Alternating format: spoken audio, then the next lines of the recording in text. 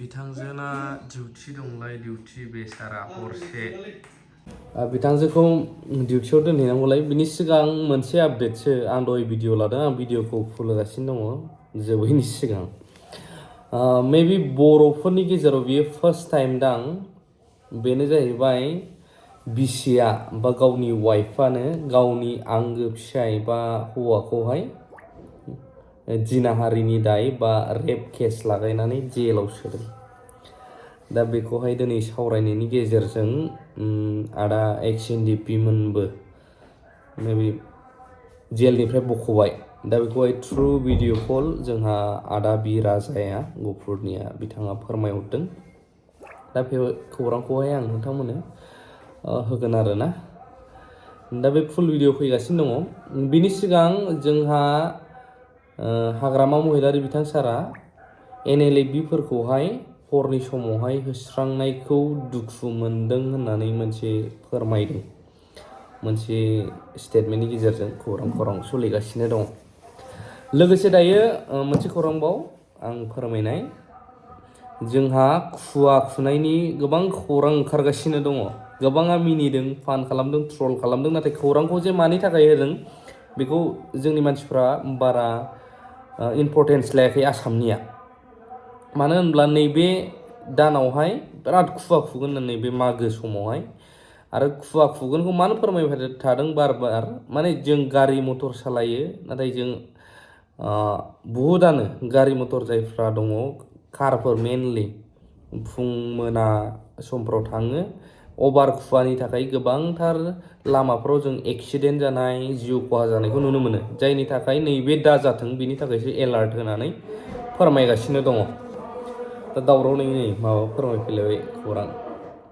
लोगोसे मोनसे दुखु गोनां खौराङा बेबो जोंहा NLFB नि फुंखा नार्जारि आदा सना NLFB डिजिनेटेड केम्पनिफ्राय मोनसे दुखु गोनां खौरां फोरमायदों बे जाहैबाय बिथाङा पस्ट होनाया बावाखै बर' रायजो राजा नोंथांमोननिसिम आंनि फंनैसो आं फरायनानै होलांगोन नोंथांमोननो बिथांमोननि सोंथि बे सोंथिखौहाय नोंथांमोनाबो कमेन्टनि गेजेरजों गोबां गेदेरमाफोराबो कमेन्ट स्टाडि खालामो सिरि थ' बेखायनो कमेन्टनि गेजेरजों फोरमायनो हागोन गिबियावनो गोथौ दुखु मोननाय फोरमायहरबाय बिटिआरआव जेरावबो मानो गोजोन गैया सोंथि दै कुइसन मार्क होदों जोंनि नांनाया बर'नि मोन्थाइखौ लानानैसो मोन नाथाय जों दिनै मानो सैमाफोरबादि गावनि हायावनो होखांजानो गोनां जाखो कुइसन मार्क सोंथि दिनै जों मानो आलाय सिलाय सोंथि बर' हारिनि इयुना बबे लामाजों आगान सुरगासिनो दं सोंथि मानगोनां रायजो राजाफोर मोनदां हादोंना सोंथि दिनै जोंखौ सावरायनायनि मुङाव लिंना लाबोनानै मा खालामनो सानखो आसाम सोरखारा सोंथि ना सावरायनाया जोंखौ होखांनायानोमोन नामा सोंथि हारिनि खैफोदनि समाव दिनै जों मानो खौसे जानो हाया सोंथि खोमसि जाबाय हनै बर'नि अख्राङा जोंखौ मोजां सावरायनो लेंहरनाया जेलाव सोनायनिसोमोन नामा सोंथि जोंखौ खोथा होदोंमोन आसाम सोरखारा नाथाय मावनानै होनांगौआव फेलें जानायखौ नुनो मोनदों नाथाय मानगोनां रायजो राजाफोर जों जोंनि मोन्थाइखौ मोनागौमानि आफादखौ सिफाय बा फोजोबनाय नङा बे रोखा नांगौब्ला हारिनि थाखाय जिउ बावगोन जों गोजाननि बेखा नङा जों रावनिबो बेरेखा नङा मानगोनां फुंखा नार्जारि बिथां सार बा आदाया बेखौहाय पस्ट होदों फेसबुकनि गेजेरजों गोबाङा फराया बा गोबाङा फरायोब्लाबो आं बेखौहाय आंनि खुगाजोंनो फरायथिनानै होबाय नोंथांमोननि गेजेरावहाय ब्लग टाइपब्लाबो थ' दुखु मोनो हारिनि गेजेराव अलखद फैयोब्ला जों खौरांखौल'सो दैथायनो हायो नुयोब्ला दा बेयावहाय रायजो राजायासो मा सानो रायजोआनो राजा सोरखौबा लिडार बानायग्राबाबो बे रायजोआनो बेबायदि थ' जिखुनुआनो जाया गावनि आंगो फिसायखौहाय रेप केस बा जिनाहारि केस सोनानै जेलाव सोदों। मा जामारदोंमोन ससेबाबो आं भिडिअखौ होनो दहाय आं डाइरेक्ट कलावनो भिडिअ लानायमोन बे भिडिअआ ओमफ्रायहाय बिनि उनाव आं नैबे ब्लगखौहाय फोजोबनोसै आरोना। थ' दिनैनि दिनाव गोबां बुंनांगौलाय दंबावो आं फुल भिडिअखौ होगासिनो दङ। डिआर नाब्ला सारमोन, एम बाथा सार आरो सेन्ट्रेल जेलाव जोबजानाय गासै एनडेफबिनि सोद्रोमाफोर, दाब दाब जायगायाव जोबजानाय, इभेन जों खोनानो मोनो जे भुटान बायदियावबो जेलफोराव दङ। माबायदि हालोदाव दं जानांगौ रावबो मिथिया। न'खरनि मानसिफ्रा दङनो, थैदोंना थांदों जेबो खौरां मोनाखै, दङनोल' मोनसे। थ' बे खेथ्रआव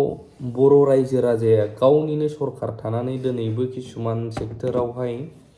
अयनाय खालामजानायखौ सासे सानै जों कमेन्टनि थ्रुयै रावफोरनि गेजेरजों बुंनायखौ नुयो। थ' बेयावहाय नोंथांमोन रायजो राजाया मा बुंनो सानो? ससेब्लाबो बेसेन गोसा समखौ होनानै कमेन्टखौ होनानै गालां। मानो होनब्ला लिडारफोर गेदेरमाफ्राबो मालाबा कमेन्ट चेक खालामो भिडिअ'आव रायजोआ मा लुबैदों। मानो होनब्ला पावाराव थाग्राफ्रा आरो जायफ्रा पावार नांगौ बैसोरो चेक खालामो सोर सोरनिजों बांसिन दं। बै भिडिअ'खौ होनसै आं फुलै।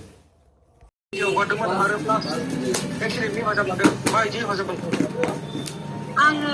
गिबियावनो खुलुमग्रोयो ओमफ्राय आङो बे एनडिएफबिया आदामोननि अनसायनायाव हेफाजाब खालामनायाव आंनि बहुद गोजोननाय मोनदों आरो आङो बे हेफाजाबजोंनो आंनि फिथाइखौ आं मोनफिनबाय आरो बे आङो फैफिनबाय आरो कर्ट मेरिज खालामगोन होनना थाफैफिनबाय। दायो आंनि एक्सेप्ट खालामनानै बेखौ लाबाय आरो जाहाथे बे कर्ट कमिसनाव माने आंखौ गारनानै थाङा आरो बे सारा जिन्दगि आंजों मोजाङै जेन संसार जायो आं बेखौ लुबैयो। पुलिसनि हेफाजाब होनाय आङो पुलिसनोबो केसखौ होदोंमोन होनायालाय ओमफ्राय दायो बे आदामोनखौनो लानानै आं बख'नानै लाबोनानै दायो बेखौ आङो दोनबाय ओमफ्राय बेखौ आं लागोन होननानै आं दा एक्सेप्ट खालामनानै लाबाय आरो। जोंनि मुङा जाबाय आंनि मुंखौ उल्लेख खालामला आंनि फिसायनि नामा मनजित नार्जारि बिजिनि लावगाव गामि।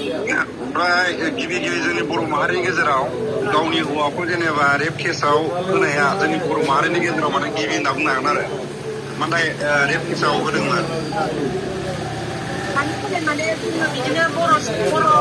सुबुंजों बहुद हौवाफोरजों थगायजायो आरो जोंनि गोसोफ्रा दुखु मोनो हौवाफोरजों थगायजाब्ला। बेनिखायनो माने बेखौ आङो सानदोंमोन बे जुदि आङो संसारखौनो जायाब्ला आङो जुदि बेखौ रेप केसाव आङो सारा जिन्दगिनि थाखाय माने दोनखानोसै सानदोंमोन। दिनै आङो आदा मोननि अनसायनायाव आङो मोननानै थारमाने आङो दिनै हौवाखौ सारा जेल जाहोनो गोसो जायाखिसै आं बायख'नानै लाबोबाय। आदामोननि मददजों आं बेजों संसार जागोन आङो थैजासे मोजाङै आङो संसार जालांगोन आं बेखौनो सानबाय आरो।